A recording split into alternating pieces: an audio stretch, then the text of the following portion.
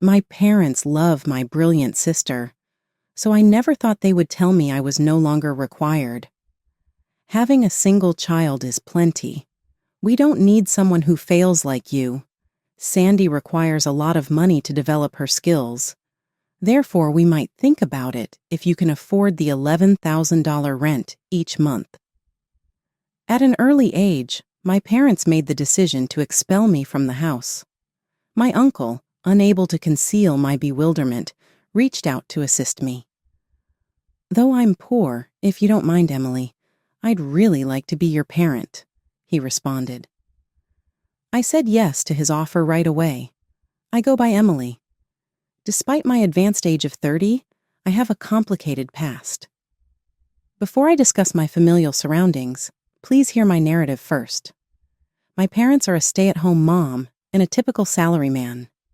In addition to my unmarried uncle, we shared my father's family home with my grandparents. My uncle, who was 24 at the time, moved in with me when I was 4 years old.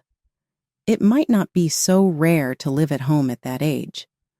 But due to unique circumstances, my uncle was unable to leave his home. Having been weak since childhood and still experiencing health issues as an adult, he found it challenging to maintain a stable work. He consequently had an erratic life of part-time employment. Even a few hours of work a few days a week was insufficient to support him. My uncle always appeared to be feeling bad, maybe because he was reliant on his parents. I frequently witnessed my father yelling at my uncle, "You really are a burden." Such incidents were limited to when my grandparents were not around. My grandparents loved both their healthy son and their frail son without discrimination. With decreased income due to the recession and being forced to live together, my father seemed to want to behave modestly in front of his parents. However, in places where they were absent, my father was always harsh, contemptuous, and mocking toward my uncle. Seeing this, my uncle would just look sad, never getting angry or talking back. "Why don't you get angry?" I once asked innocently as a child. With a puzzled look, my uncle replied, "Because I really am receiving support from my parents." As a child, I accepted that reasoning, but as an adult, I think my father is receiving the same support, so he has no right to criticize. If I had understood that at the time, I would have supported my uncle. Unable to grasp it as a child, I felt uncomfortable when my father raised his voice at my uncle, but couldn't speak up. It's true that the atmosphere was peaceful when my grandparents were around. Under their watch, my uncle would smile gently, and my father would hide his emotions and behave accordingly. My mother was too busy caring for my young sister and me to pay attention to the relationship between my father and my uncle. As a child, I believed these days would last forever. However, our everyday life changed unexpectedly. My grandparents died in an accident. I was 6 years old at the time. My sister and I cried bitterly, overwhelmed by deep sadness and loneliness. I clearly remember my uncle also quietly shedding tears. But what I can't forget is my father's laughter. Yes, he was laughing despite the death of his own parents. He never cried. Not when we rushed to the hospital. Not while preparing for the funeral. It wasn't just that he was composed. It was clear to me even as a child that my father was not grieving, and that conviction only grew stronger on the day of the funeral. My father was laughing secretly, thinking no one was watching. I happened to see his face in a moment, and I clearly caught his expression. It wasn't a laugh born of sadness or confusion, but a smile of genuine joy. The kind of happiness I, as his daughter, recognized. My father was inwardly pleased with the death of my grandparents, probably considering various financial benefits. That smile was very unpleasant, and it felt terrifying to me as a child, making me cry. Perhaps it was taken as tears for the death of my grandparents. At that moment, my uncle put his hand on my shoulder and gently stroked it with a tender gesture. My eyes were red with tears, but my uncle's eyes, while filled with sadness, watched over me with warmth. Why was this so? Despite being blood brothers, my father and uncle had completely different reactions to our parents' death. At that time, my suspicions about my father deepened. Afterwards, my father's behavior changed significantly. His attitude towards my uncle became noticeably colder, and he would say things like, "Why should I have to take care of a useless person like you? You should be grateful just to be allowed to live here." He also said, "If you can't even pay rent, I should take all the inheritance." He declared, I didn't understand it at the time, but these statements were clearly unfair legally. The inheritance should be equally divided between siblings, but my father tried to monopolize it. My uncle had the strength to stand up to him and could have resorted to legal action if necessary. However, my uncle chose not to do so while showing a saddened face. He didn't argue back or claim his share of the inheritance. Worried about my uncle, who seemed to have lost his will, I asked, "Are you okay?" To which he replied weakly with a smile, "I'm frail, and things aren't going well with my job, so it can't be helped." Day after day of verbal abuse from my father worsened my uncle's frail condition, leading to weight loss and a pale complexion. Despite this, my uncle always told me not to worry, smiling at me. However, 3 months after my grandparents passed away, my uncle was ultimately driven out of the house. "You're useless, get out," my father said, and without saying or doing anything, my uncle left. "Uncle, don't go," I pleaded in despair, tugging at his arm. But he gently removed his hand from mine, placed it on my shoulder, and said, "Don't worry, Emily. You're strong. You'll be okay even without me." "But I'm worried about you," I replied. I was worried about my uncle, who was not healthy and couldn't hold a regular job, having to live on his own. As I looked at him with tears in my eyes, he said, "It's okay," and left. The farewell from my uncle was deeply saddening, but there was nothing a young child like me could do. Furthermore, I myself was soon in a situation where I couldn't afford to worry about others. 2 years after my grandparents passed away, the 8-year-old me was attending elementary school regularly, and my 6-year-old sister, Sandy, was about to enter elementary school as well. It all started when my mother mentioned that Sandy had been praised for being very smart in kindergarten. "This intelligence must definitely be inherited from me," my father exclaimed excitedly, and impulsively decided to have her take an IQ test. We were all astounded by the results, an IQ of 150. "This is my DNA," the impressive number was displayed. Although I couldn't fully comprehend what made this so incredible, I understood that my sister was exceptionally gifted. "That's amazing, Sandy," I said. "Thank you, big sis," she smiled joyfully. Those were truly happy times, but that was as good as it got. The developments that followed were the worst. "All right, let's have her take entrance exams," my father decided. "So soon." My mother was surprised, but she was pushed by my father's unfounded confidence that if she's talented, it will be fine, and she got excited too. From then on, my sister began attending tutoring every day. Since my mother accompanied her, household chores were often neglected. As a result, the responsibility was shifted to me. "Since your mother and Sandy are busy, you'll take care of the house," I was commanded. Thus, doing laundry and cleaning became part of my daily routine. After school, I had no time to play. I had to go straight home and finish the chores, or I would be scolded. Days began to appear where I would skip meals because I hadn't done the chores. "You're a failure. We can't spare time for you," I was scolded. "Why can't you get perfect scores?" was a routine scolding from my father for my grades in the 90s. "Really? Can't you be a bit more like your sister?" my mother said. Even if I scored high on tests or came out on top at sports day, my parents neither praised me nor paid attention to me. I was just continually ignored. "Be like your sister, Sandy," was like a mechanical repetition. Moreover, they would add condescending words such as, "It's impossible for you, but Sandy is a genius. You're just incompetent." Sandy indeed had talent, and she made remarkable progress in a short time at tutoring, quickly passing the entrance exams.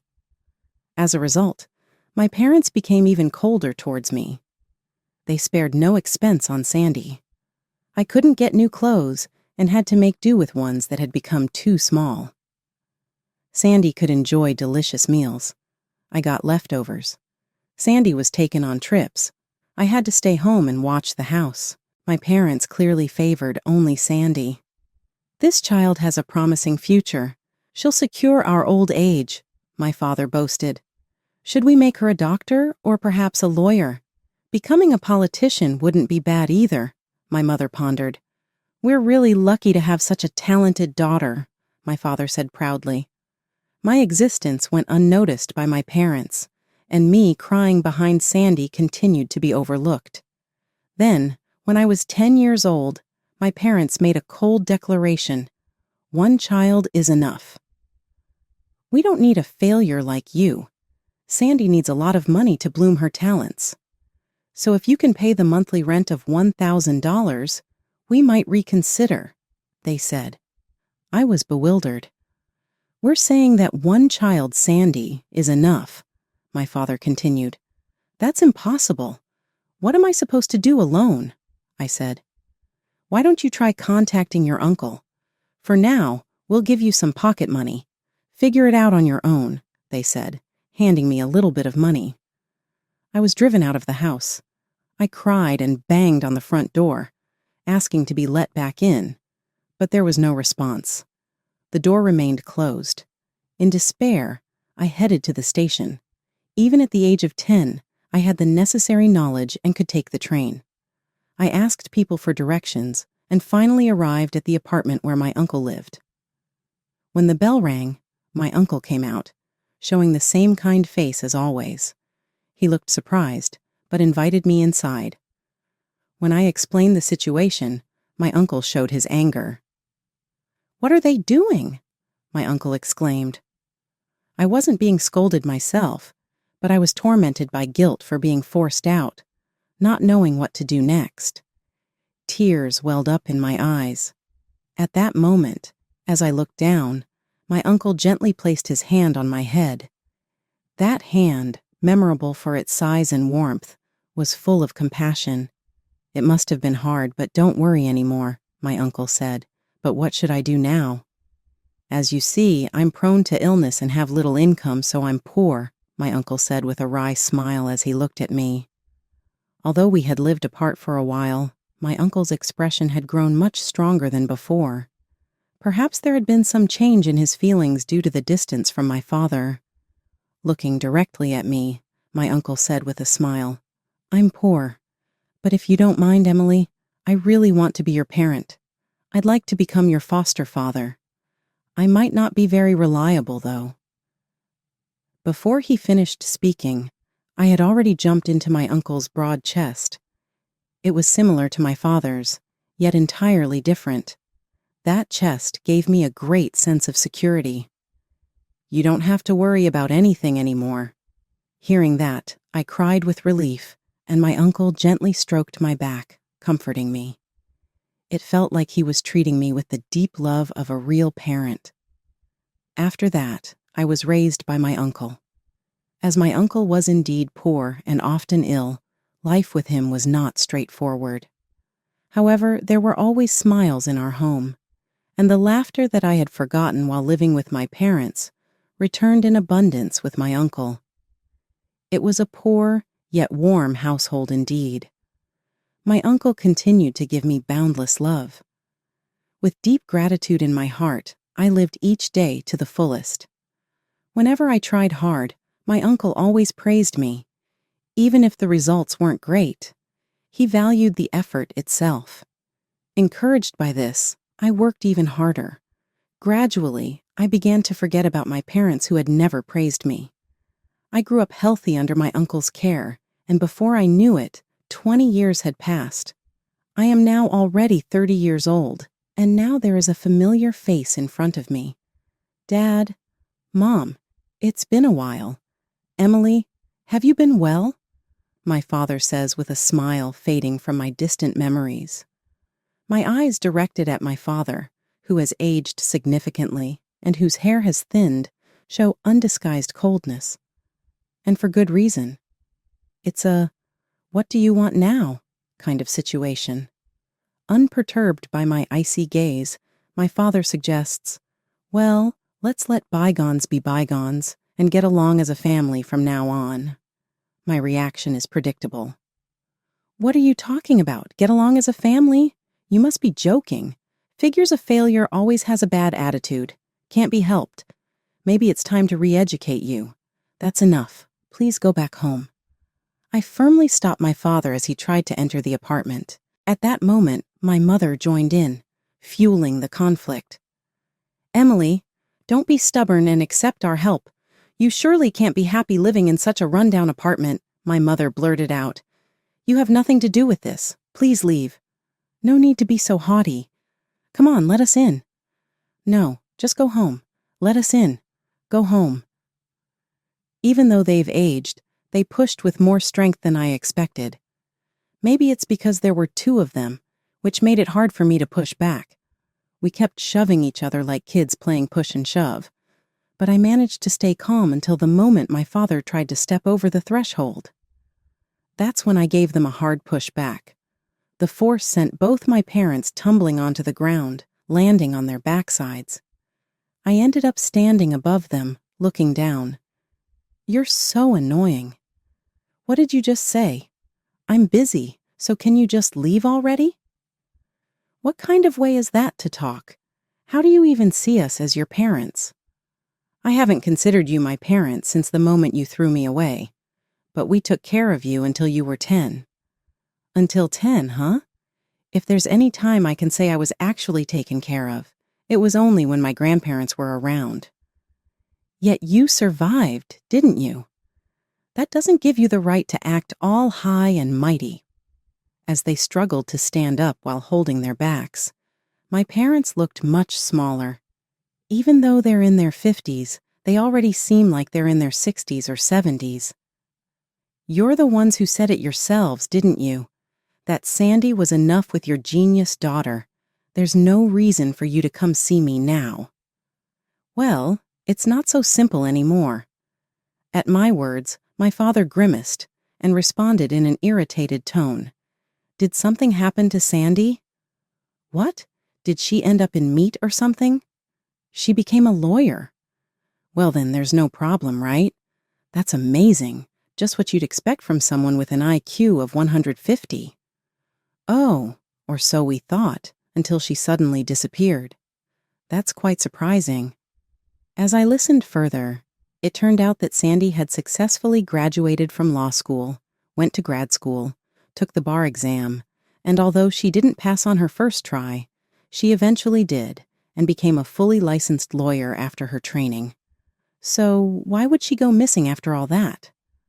She left a note saying, "I won't be taking care of you too," and then she just vanished. That's a tough situation. So, in short, she's abandoned you. Congratulations. There's nothing to celebrate. That ungrateful child, after all we did to raise her, this is how she repays us. Well, I guess that's what happens when true love is lacking. While my parents may have showered my sister with excessive attention, it likely felt like nothing more than suffocating control to her. Parents who change their behavior based on an IQ score. Parents who burden their children with unrealistic expectations. Parents who disguise their selfish desires as affection. It's no wonder my sister grew fed up with that environment. Actually, the company went under. Well, given the times, that's not surprising. We barely got any severance pay and the unemployment benefits are about to run out. That's great news. It's not great at all. It's hard enough trying to find a new job at our age, Their obvious frustration only made me smirk with disinterest. That's why we want you to take care of us. The sudden demand wiped the smile off my face. Number. What did you say? How can you just abandon your parents like that? The only real parent I have is my uncle, who has taken care of me since I was 10. What? My response left my father speechless. You knew I was living with my uncle when you came to this apartment, didn't you? So why are you acting surprised? Now do you really think of him as your father?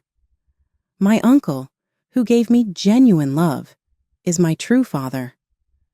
My words, which implied that parents who don't show love aren't parents, left my parents with stunned expressions. Even though he was sick and weak, my uncle still worked hard to support me. I wanted to repay his efforts, so I worked hard too. Wait, does that mean you have a proper job? Well, kind of. As I shrugged, my father suddenly grabbed my shoulder tightly. Let go of me. So, you're angry and a bit embarrassed too, aren't you? Please listen to what I'm saying. No need to listen. I understand it all. You were lonely, weren't you? You're sulking because only your sister got all the attention, right? But deep down, you're happy to see your parents, aren't you? Stop creating your own story. Don't worry, from now on, we'll be proper parents and stay by your side. I had no idea what he was talking about. Could it be that my father is already showing signs of dementia? For a moment, I stared blankly at my parents, and their ridiculous expressions made me burst out laughing. Why are you laughing? Is it because you're happy? Not at all. Just so you know, in the past 10 years, I never once thought about either of you. Thanks to my uncle, I had a fulfilling life. As my parents stared at me in shock from my sudden laughter, I continued to speak. Actually, I received a scholarship to graduate from university. Oh, really? Then you must have gotten into a good company. Yes, I did. I got a job at a well-known big corporation. That's great to hear. And through an unexpected connection, I also got married. Oh, well then, I have to meet the groom and give my greetings. No, that won't be necessary. No, it's only proper that I should. That's impossible. He's currently overseas. Oh, I see. Wait, what? By the way, Uncle is also overseas. What? Your uncle too? I thought you were living here alone. I figured your sickly uncle had already... Don't go assuming my uncle is dead. He got a job assignment abroad, and since it's in a place with a good environment for his health, he went along. Now he's happily spending time playing with my kids. You have kids too? My parents were almost too stunned to process all the surprises I was throwing at them. With their bewilderment on full display, I smiled brightly. At first, Uncle wasn't keen on living together with us, but he eventually agreed. Now we're all living happily as one family. Well, in that case, we could move overseas too. Sure, go ahead, but we won't live together, and I won't be taking care of you. You're free to do what you want with your own money. That's impossible. Are you really going to abandon your parents? You're the ones who abandoned me first. My patience finally snapped at their selfish demands. My parents' faces turned pale. I have no gratitude toward you for anything, but I owe a great deal to my uncle. From now on, I intend to repay him for all he's done for me. That may be so, but at least send us a little money, please. Uncle never touched the money I sent him and continued to live in this old apartment the whole time. But now, he's finally agreed to leave here and live with us overseas. I'm just here to finalize the paperwork. What? On the very last day of leaving this shabby apartment, the fact that you two show up? What a coincidence. Wait, what? You're leaving? The process is already done.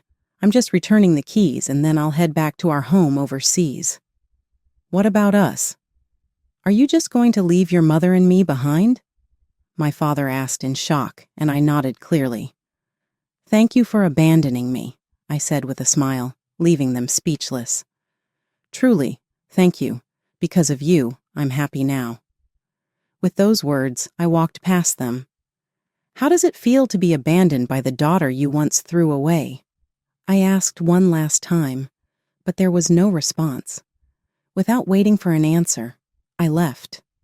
It felt like this was the final goodbye to my real parents. After that, I returned to my home overseas. Throughout my life with Uncle, I worked hard and persevered. That effort paid off, and I secured a job at a reputable company. Later, I got an opportunity to work abroad, and it was there that I met the man I married. Uncle shed tears of joy as he celebrated our union. Soon we had children, and we invited Uncle to join us, and now we're all happily living together as a family. My husband, our children, and of course, Uncle too. And I hope I can meet someone wonderful like you did, big sis, said my sister, who stood beside me, smiling as she watched the kids play in the garden. Don't worry, you'll find someone great. You're finally free from our parents' control, I reassured her with a smile. That being said, I really need to get used to this new job, my sister said. Why not try getting a law license in this country? I suggested. I'm not interested in being a lawyer. I've had enough of doing what our parents wanted. I want to take on a job that I truly want to do, she replied. You're right, I agreed. Right after our parents abandoned me, a letter from my sister arrived at my uncle's house.